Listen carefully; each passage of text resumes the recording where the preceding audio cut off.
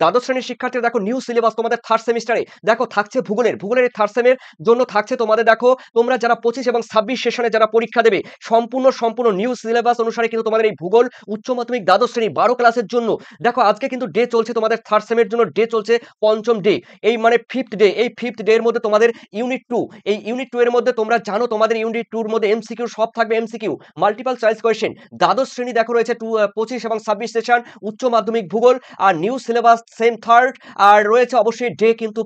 fifth day unit 2 চলো দেখে নেওয়া যাক প্রথম রয়েছে দেখো তোমাদের ফার্স্ট কোশ্চেন ট্রিপল স্টার দেখো উচ্চ অক্ষাংশীয় অঞ্চলে সমুদ্র উপকূলের সংলগ্ন পার্বত্য ভূমিতে হিমবাহের ক্ষয়কার্যের ফলে নিমজ্জিত যে সমস্ত ভূমিরূপ দেখা যায় সেগুলো তার নাম কি তার নাম কিন্তু এখানে ফিয়র্ড হবে ফিয়র্ড তোমরা জানো ফিয়র্ড কিন্তু হিমবাহের ক্ষয়কার্যের ফলে অবঘর্ষের ক্ষয়কার্যের ফলে ইউ আকৃতির উপত্যকা গড়ে ওঠে দেখো সেকেন্ড কোশ্চেন রয়েছে ফিয়র্ড উপকূলের ক্ষেত্রে কোন বৈশিষ্ট্যটি ঠিক নয় বলেছে দেখো ফিয়র্ড স্থলভাগের দিকে গভীরতা বেশি এবং সমুদ্রের দিকে কম অবশ্যই এটিও কিন্তু সঠিক তারপরে রয়েছে দেখো ফিয়র্ডের পার্শ্বদেশ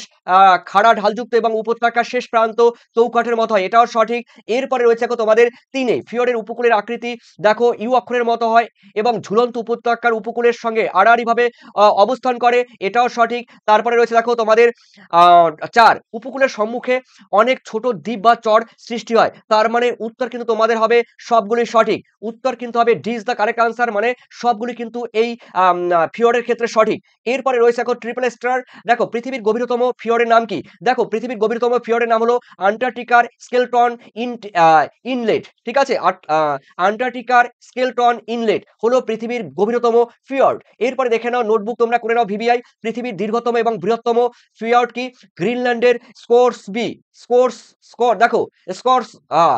স্কোরস স্যান্ড দেখো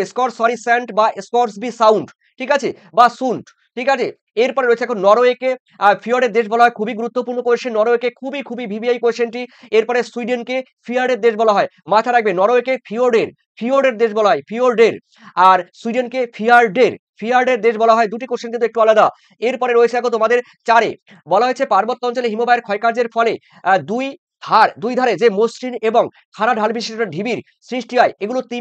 তিমি মাছের পৃষ্ঠদেশের মতো দেখতে হয় একে বলা হয় কুজ বা হোয়েলব্যাক ঠিক আছে কুজ বা হোয়েলব্যাক অর্থাৎ এ ইজ দ্য কারেক্ট আনসার